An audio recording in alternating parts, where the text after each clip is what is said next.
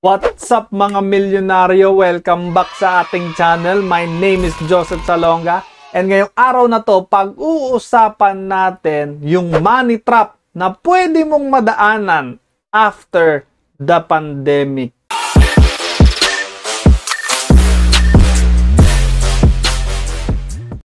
So yung pag-uusapan natin ngayon, yung money trap na pwede mong madaanan ngayon after na itong pandemic na to. Although hindi pa talaga natin nakikita yung dulo na itong pandemic na to, hindi pa talaga natin nakikita gaano ba tatagal talaga itong pandemic na to. Pero ano yung gagawin mo after na natapos nito? Ano yung gagawin mo pag natapos na itong pandemic na to para hindi ka matrap dun sa lubak na dadaanan mo? Kasi bago matapos itong pandemic na to, meron kang lubak na dadaanan na malaking makakaapekto sa finances mo, sa pera mo, sa paghawak mo ng pera. So kaya kailangan natin pag-usapan to bago pa mangyari yun. Hindi natin alam kung kailan matatapos to, pero after matapos to, kailangan handa ka na bago matapos yan. Kaya ginawa na kagad natin tong video na to.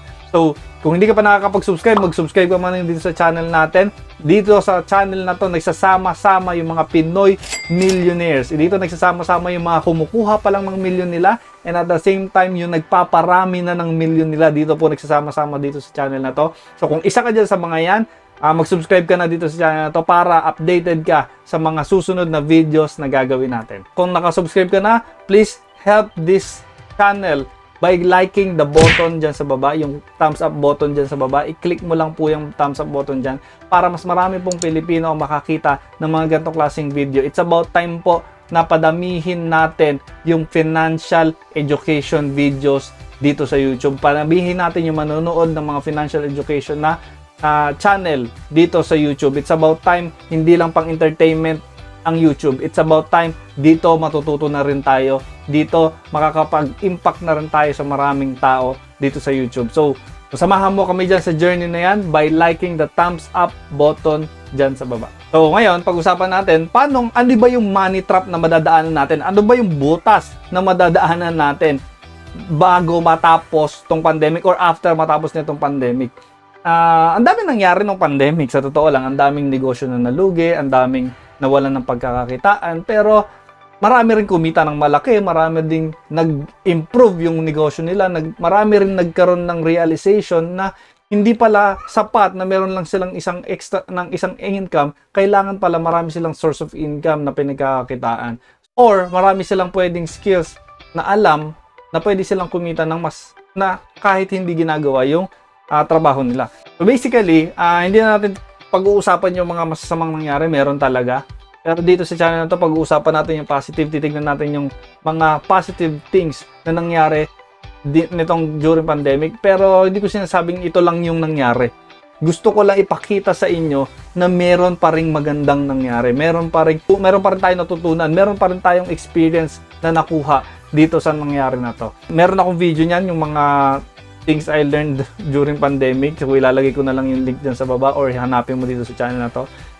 Meron talagang magagandang bagay na nadulot tong ating itong pandemic na to. Although meron ding hindi magandang nadulot. Pero hindi na tayo doon mag-focus kasi lagi ko nga sinasabi, kung saan ka nakatingin, yun yung makikita mo.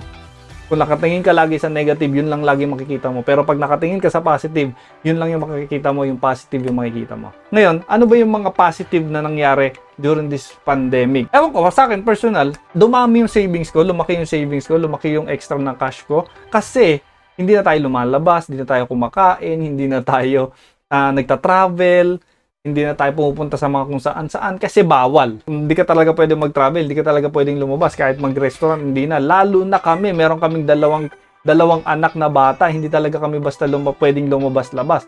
So, talagang kahit pa paano, nagpapasalamat. hindi ako nagpapasalamat sa mga nangyari na nawalan ng nalugi, pero nagpapasalamat ako sa nakapag-save ako kahit pa paano ng mas malaki compare sa nasi-save ko before nung walang pandemic. Kasi mas marami yung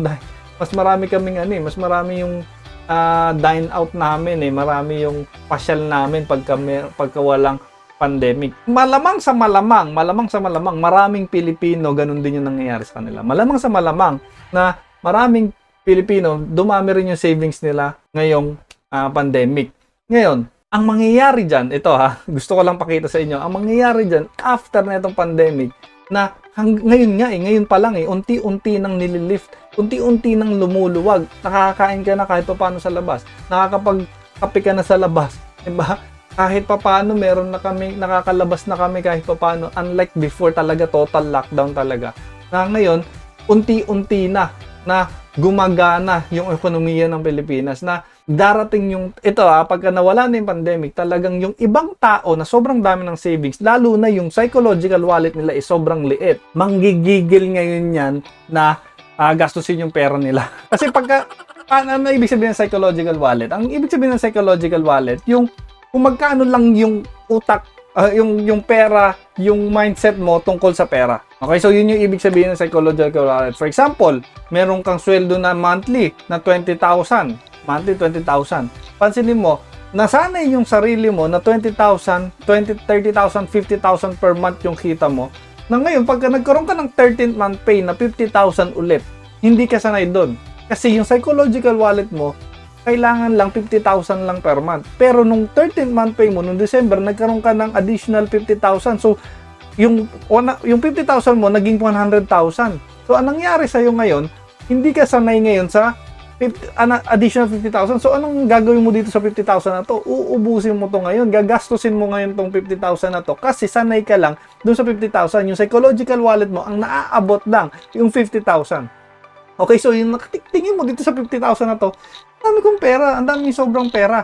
So, ano kailangan kong gawin? Anong kailangan kong ditong gawin? Sige, ayain ko yung mga kaibigan ko, mag-shopping na ako, mag-add to cart na ako, lalabas na ako, magta-travel na ako dito sa 50,000 na yun. So, ngayong pandemic, netong nakaraang pandemic, ang daming nangyaring ganun. Dahil may budget, kasi tinuturuan ko kayo, magkaroon kayo ng budget para sa lifestyle, magkaroon kayo ng budget para sa nagumastos. Ngayon, dahil nga nagkaroon ng pandemic, yung budget mo for lifestyle, yung budget mo for gastos, hindi mo na nagagalaw. So, nagkakaroon ka ng pile up, nagkaka-pile up ka ng pera dyan sa savings account mo kasi hindi mo na nga siya nagagastos. Ngayon, pag nakita mo siya, ang dami ko ng panggastos. Ang mangyayari dyan, ito na yung mangyayari, ito na yung huge trap, ito na yung malaking trap na pwede mong madaanan. Gagastusin mo lahat ngayon yan. Isahang bagsak, gagastusin mo yung mga natira. Bakit? Ulitin ko kasi hindi ka ulit sanay dyan na merong ganyang kalaking pera dyan kasi binabudget mo ngayon monthly na kailangan mong gastusin. So, anong kailangan natin gawin? Yung meron ka dyang malaking chunk of money, ilagay mo ngayon siya sa asset. Kasi sa totoo lang, maraming dumami yung savings ngayong pandemic. Pero ang totoong labanan nito, after ng pandemic, pag nag-normalize na lahat, saan mo ba gagamitin yung pera mo? Although yung pagta-travel, yung pagkain-kain sa labas, magandang bagay yan para sa ekonomiya kasi gumaganda na yung flow ng pera, na kumikita na yung mga negosyo, kumikita na yung mga airlines, kumikita na yung mga tourism, kumikita na, kumbaga nagsisirculate na yung pera. Kasi pag hindi nagsisirculate yung pera, yun nga, bumabagsak yung ekonomiya. Pero pag nagsisirculate yung pera, ito na, gumaganda na yung pangyayari sa Pilipinas pag gumagalaw na yung pera. Ngayon, hindi naman siya maganda para sa mga consumer kasi ikaw, lalo na meron ka malaking savings na nandyan, ang gagawin mo ngayon dyan is gagastusin mo naman. So, doon tayo umiwas. Kumbaga, be smart sa ating expenses ngayon. Budgetin mo pa rin yan, i-budget mo pa rin yan, gawin mo pa rin yung tamang pagbabudget para hindi ka magaya doon sa ibang tao na uubusin lang yung pera nila para sa mga consumer na mga bagay. Lalong-lalo na kung gagamitin mo yung credit card mo, pambayad lang ng mga lifestyle na yan, yung makapag-travel ka lang. Kasi yung iba, parang feeling nila, sobrang nakulong na tayo ng matagal, kailangan natin mag-travel, kailangan natin umalis, kailangan natin gumastos kasi ang tagal natin. Kumbaga gusto natin bawiin yung nawala ng 1 year.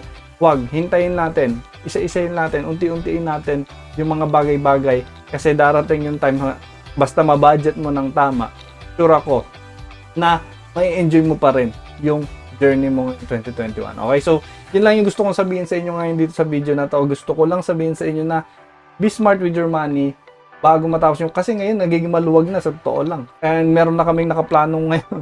Meron na kami ngayon nakaplano na mga hotel reservations, meron na rin kami nakaplano mga travel ngayon na medyo lumuluwag na dito sa locals. Okay, meron na rin kaming lumuluwag na yung mga local na pupuntahan. So ano ibig sabihin yan? Gusto ko lang sabihin sa inyo na ang ibig sabihin yan, dadami na naman yung gagastos. Okay yun, ulitin ko, okay yun sa economy, sa ekonomiya kasi nagkakaroon na ng currency, okay, nagkakaroon na ng current yung currency natin, nagkakaroon na ng current yung pera natin. Pero sa consumer, kailangan natin maging wise consumer. Okay, kailangan natin maging wise consumer. Huwag kang magta-travel, huwag kang magkakain sa labas nang wala sa budget. So kailangan pagkakuha mo ng pera, budget ka agad. Ano yung pang-travel doon, ano yung pang-kain sa labas doon, ano yung pang necessities doon, ano yung pang needs doon, ano yung pang wants doon, ano yung pang investment doon, ano yung pang savings doon. Okay, so yun yung kailangan mong gawin. So meron tayong mga videos na ganyan, yung paano i-budget yung pera. Meron din tayo dyan, so kailangan maganda panoorin mo rin siya para masanay ka paano mo budget ng tama yung pera mo. So basically, yun lang yung gusto kong sabihin sa inyo dito sa channel na to, na be smart with your money. Ulitin ko, be smart with your money, na huwag kang manggigil na gastusin yung pera na natira dyan. Huwag mong isipin na nawalan ka ng 1 year.